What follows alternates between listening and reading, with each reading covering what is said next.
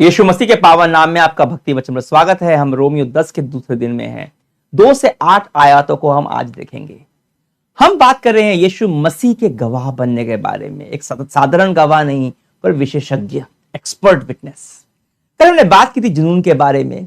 आज हम बात करने वाले हैं उन चीजों के बारे में जो लोगों को उनके उद्धार, उनके मोक्ष से दूर रखती हैं।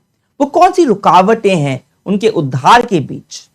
पौलुस इन आयतों में उन रुकावटों के बारे में बात कर रहा है जो रुकावटें उसके खुद के जीवन में थी। और आश्चर्यजनक बात यह है कि 2000 साल बाद भी इजराइल का हो या फिर भारतवर्ष का, मोक्ष प्राप्ति की रुकावटें वही हैं। और जब हम इन आयतों को आज देखेंगे, आपको शायद वो पहचान में भी आ जाए। एक गवाह बनने के लिए इन रुकावटों के बारे में आपका जानना महत्वपूर्ण, जरूरी है, अपने जीवन में भी और दूसरों के जीवन में भी।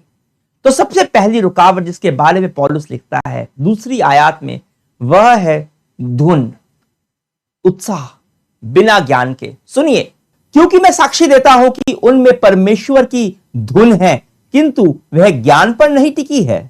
पौलुस यहां नीति वचन 19:2 पर विचार कर रहा है, वहां जहां लिखा हुआ है, ज्ञान रहित उत्साह रखना अच्छा नहीं है, इससे उतावली में गलती हो जाती है। एक बार एक विज्ञापन आया कि एक बच्ची का जिगर, लीवर, वो काम नहीं कर रहा है, उसको लीवर ट्रांसप्लांट की, प्रत्यारोपण करने की जरूरत है। आप जानते क्या हुआ? कई सारे कॉल आए और सब कोई अपना एक लीवर देने के लिए, एक जिगर देने के लिए तैयार थे।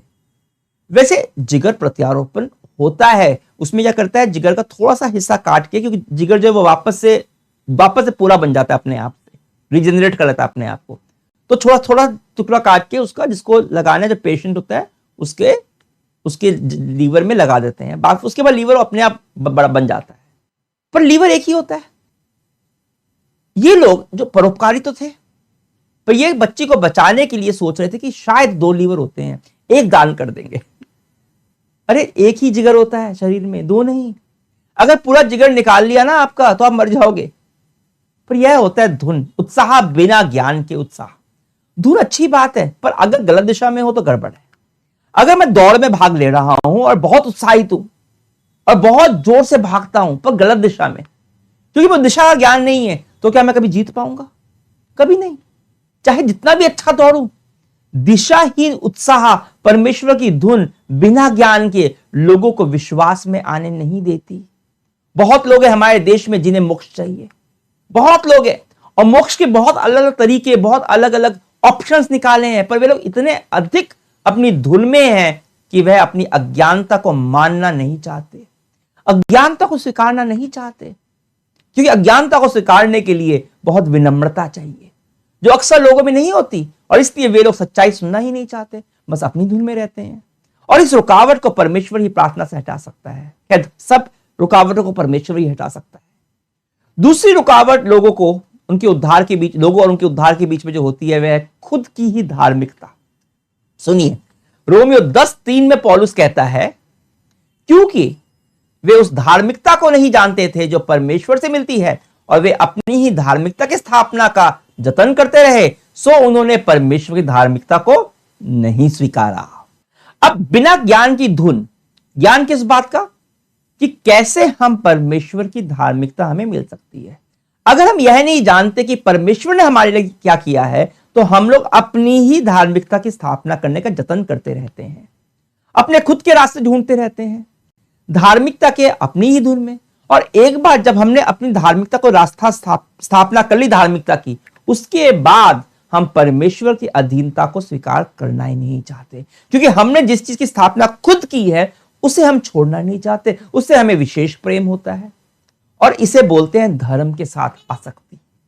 कोई सा भी मजहब उठाकर देख लीजिए, सब खुद से अच्छा बनने की कोशिश करते होते हैं और आपस में लड़ते होते हैं कि मेरा तरीका ज्यादा अच्छा है, जबकि किसी का भी नहीं है। उद्धार पाने का, मोक्ष पाने का केवल एक ही तरीका है, और वह है परमेश्वर के साथ रिश्ता होना यीशु मसीह के द्वारा। जब पौलुस परमेश्वर की धार्मिकता को नहीं स्वीकारने की बात कर रहा है, तो वह बड़ी बात कर रहा है। कुछ लोग मसीह पर विश्वास नहीं कर पाते, क्योंकि विश्वास का अर्थ केवल उपहार को स्वीकार कर उद्धार या मोक्ष पा लेना नहीं है, बल्कि उसे पहले स्वीकारना है कि हमें इस उपहार की आवश्यकता है। हमें आवश्यकता है। हम खुद के कर्मों से कभी भी मोक्ष नहीं पा सकते। खुद व्यवस्था पालन करके हम मोक्ष नहीं पा सकते। लोग परमेश्वर से जुड़ने के लिए कड़ी मेहनत करते हैं, यह सोचकर कि इसके लिए बहुत प्रयास की आवश्यकता है। लेकिन एक यीशु विश्वासी के लिए यीशु ने पहले से ही सब कुछ कर दिया है, जो हम कभी नहीं कर सकते। हमारे देश में ही लोग मानते हैं कि मोक्ष प्राप्ति कर्म के द्वारा होती है, या तो बुरे कर्म से बचकर या फिर अच्छे कर्म कर। पर सच्चाई यह है कि हमारे कर्म नहीं, केवल हमारा विश्वास ही है जो परमेश्वर को प्रसन्न करता है। विश्वास ही सबसे बड़ा ऊंचा कर्म है जो सारे बुरे कर्मों को खत्म कर देता है। जैसा कि इब्रानियों 11:6 में कहा गया है, सच्चे उपासक वही हैं जो यीशु पर विश्वास करते हैं, उसकी धार्मिकता पर विश्वास करते हैं। तो बात है कि हमारी अपनी धार्मिकता स्थापित कर परमेश्वर को प्रभावित करने की कोशिश सब कुछ गड़बड़ कर देता है। तो मूलभूत बात है कि मसीह के पास आना केवल मोक्ष प्राप्ति के बारे में नहीं है, यह उस पर भरोसा करने के बारे में भी है, और इस सोच को छोड़ देने के बारे में है कि हम खुद से उद्धार पा सकते हैं। और फिर पौलुस बात करता है तीसरी रुकावट के बारे में। जिन लोगों के लिए पौलुस लिख रहा था वह था मूसा की व्यवस्था से धार्मिक बनने की कोशिश। हमारे लिए हमारे देश में वह है कर्म के ऊपर निर्भरता। वह अच्छे धर्म कर्म, बुरे धर्म कर्म जो हमें लगता है हम कर सकते हैं। सुनिए रोमियो 10:4-5 में पौलुस क्या कह रहा है। मसीह ने व्यवस्था का अंत किया ताकि हर कोई जो विश्वास करता है परमेश्वर के लिए धार्मिक हो। धार्मिकता के बारे में जो व्यवस्था से प्राप्त होती है, मूसा ने लिखा है, जो व्यवस्था के नियमों पर चलेगा वह उनके कारण जीवित रहेगा। पौलुस कहता है कि मूसा ने लिखा है कि जो व्यवस्था के नियमों पर चलेगा वह उसके कारण जीवित रहेगा। मतलब व्यवस्था के नियमों से जीने का मतलब है कि आपको हर समय व्यवस्था के नियमों को पूरा करना है। आप एक भी नियम तोड़ नहीं सकते। ठीक वैसे ही कर्म के आधार पर जीवन जीने और मोक्ष पाने की कोशिश के साथ भी होता है।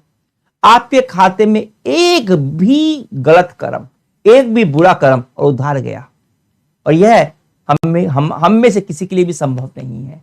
इसलिए धार्मिकता उद्धार या मोक्ष व्यवस्था पालन करके या फिर कर्मों के आधार पर संभव ही नहीं है। वह केवल मसीह के द्वारा ही संभव है। किसी धार्मिक बलिदान और त्याग के द्वारा नहीं, पर उसके द्वारा संभव है जिसने खुद का बलिदान दे दिया, खुद के प्राण त्याग दिए, जिससे आप धार्मिक गिने जा सकें। इसलिए चौथी आयत में पौलुस कहता है मसीह ने व्यवस्था का अंत किया। अब व्यवस्था का अंत का अर्थ यह नहीं है कि परमेश्वर की नैतिक नियमों को उसने हटा दिया, उसकी जरूरत नहीं है। यीशु व्यवस्था को मिटाने के लिए नहीं, उसे पूरा करने आया। इसका मतलब यह है कि अब हम परमेश्वर की नैतिकता को नए तरीके से पूरा करते हैं, विश्वास के साथ। अब जो पौलुस 6-8 आयत में विश्वास से मिलने वाली धार्मिकता के बारे में लिखता है, उसको पढ़ बहुत कोई थोड़ा सिर चकरा जाता है। पौलुस जो लिखता है रोमियो 10:6-8 में, सुनिए। किंतु विश्वास से मिलने वाली धार्मिकता के विषय में शास्त्र यह कहता है, तो अपने से यह मत पूछ स्वर्ग में ऊपर कौन जाएगा, यानी मसीह को नीचे धरती पर लाने, या नीचे पाताल में कौन जाएगा, यानी मसीह को धरती के नीचे से ऊपर लाने, यानी मसीह को मरे हुओं में से वापस लाने। शास्त्र यह कहता है, वचन तेरे पास है, तेरे होठों पर है और तेरे मन में है, यानी विश्वास का वह वचन जिसका हम प्रचार करते हैं। क्यों चकरा गए ना? मैंने कहा था चकरा जाएंगे। पौलुस यहां क्या कह रहा है? पौलुस बता रहा है कि विश्वास से मिलने वाली धार्मिकता काम कैसे करती है। पौलुस कहता है यह मत सोचिए कि परमेश्वर के पास पहुंचना बहुत ही कठिन काम है। ऐसा नहीं है कि आपको उसके लिए स्वर्ग में जाकर परमेश्वर को धरती पर लाना पड़ेगा, या फिर पाताल में जाकर आपको उसे मरे हुए में से वापस लाना होगा। यह सब तो परमेश्वर ने खुद कर दिया है। अब आपको केवल विश्वास के वचन की आवश्यकता है, जो आपके हृदय में, आपके होठों पर हो। और यह बहुत आसान है। बस इतना कहना है कि यीशु प्रभु है जो मेरे लिए धरती पर आया, जो मेरे पाप के लिए क्रूस पर मरा और फिर जीवित हो उठा। बस अगर आप इतना ही विश्वास करते हो और मुंह से अंगीकार करते हो, आप मोक्ष पा जाते हो, आपका उद्धार हो जाता है। पौलुस यहां कहना चाह रहा है कि विश्वास के द्वारा धार्मिकता बहुत ही आसान है, पर यह इतनी आसान है कि लोग इस पर भरोसा नहीं कर पाते, और वही उनके मोक्ष प्राप्ति में रुकावट बन जाती है। दरअसल हम मनुष्य आसान बातों को स्वीकारना नहीं चाहते। उन्हें लगता है इतना आसान, कुछ तो लोचा है। और फिर आसान बात को भी हम क्या करते हैं, जटिल बना देते हैं, उसको डिफिकल्ट बना देते हैं। और यही मन की जटिलता जो आसान बात पर भरोसा नहीं करना चाहती, हमारे रास्ते का रोड़ा बन जाती है। तो जब आप गवाही देते हैं और लोग फिर भी यीशु मसीह पर विश्वास नहीं करते, तो इसका कारण यही 3 रुकावटें हैं। या तो वे अपनी ही धुन में मस्त हैं कि वे आपकी बात सुनना ही नहीं चाहते, उन्हें खुद नहीं पता कि किस बात को लेकर वे इतने उत्साहित हैं, धुन में है अपनी, उन्हें इस बात का ज्ञान ही नहीं कि वे क्या नहीं जानते, और इसलिए वे सच्चाई जानना भी नहीं चाहते। वे अपने ही जीवन में या अपने ही मजहब को लेकर इतनी ही धुन में है। और दूसरा कारण है, उनको अपने मजहब पर बहुत भरोसा है, क्योंकि वह उन्हें अपनी ही धार्मिकता स्थापित करने का मौका देता है, जो उनके अहंकार और उनकी अपनी उपलब्धियों की जो भावना होती है उसको पूरा करता है, सेंस ऑफ अचीवमेंट। और इसलिए वे परमेश्वर की धार्मिकता को नहीं स्वीकारते, या फिर विश्वास की धार्मिकता पर वे लोग भरोसा नहीं कर पाते, क्योंकि वह जटिल नहीं है ना, बहुत ही सरल है। उनका अहंकार उन्हें यह मानने को नहीं देता कि उद्धार मोक्ष इतना आसान भी हो सकता है। अब आपके तर्क इन रुकावटों को नहीं हटा सकते, आपका जुनून भी इसे नहीं हटा सकता, केवल पवित्र आत्मा यह कर सकता है। इसलिए इसके लिए प्रार्थना करना जरूरी है। कौन है आपका मित्र, आपका प्रियजन, जिसको आप गवाही दे रहे हैं, पर वह परमेश्वर की धार्मिकता जो यीशु मसीह के द्वारा आती है उसे स्वीकार नहीं रहा है, जो अपने ही उद्धार के रास्ते में रुकावट बना हुआ है? उसके बारे में सोचिए और मेरे साथ एक चित्त होकर प्रार्थना कीजिए। कहिए, धन्यवाद परमेश्वर कि तूने अपने पास आने का रास्ता हमारे लिए इतना आसान बना दिया है, उद्धार मोक्ष मुक्ति इतनी आसान बना दी है। और मैं प्रार्थना कर रहा हूं अपने उस प्रियजन के लिए, नाम लीजिए उसका, आप उसे जानते हैं, आप उसके उद्धार की आवश्यकता को जानते हैं, पर साथ ही आप उसके हृदय के हाल को भी जानते हैं। क्या वो अपने मजहब की धुन में है? क्या वह यह नहीं समझ पा रहा कि आप उसका जीवन बदल सकते हैं? क्या उसे अनंत जीवन की चाह नहीं है? मुझे नहीं पता, पर आप जानते हो। आप उसके हृदय को बदल सकते हो, उसके रास्ते की जो रुकावटें हैं उसको दूर कर सकते हो। आप पे भरोसा करता हूं यीशु मसीह के नाम से, आमीन। कल हम इस बात पर अपनी चर्चा जारी रखेंगे कि हम कैसे यीशु मसीह के गवाह के रूप में एक विशेषज्ञ बनते हैं, रोमियो 10:8 से 13 में। तो कल तक के लिए आज्ञा दीजिए। परमेश्वर की महिमा हो।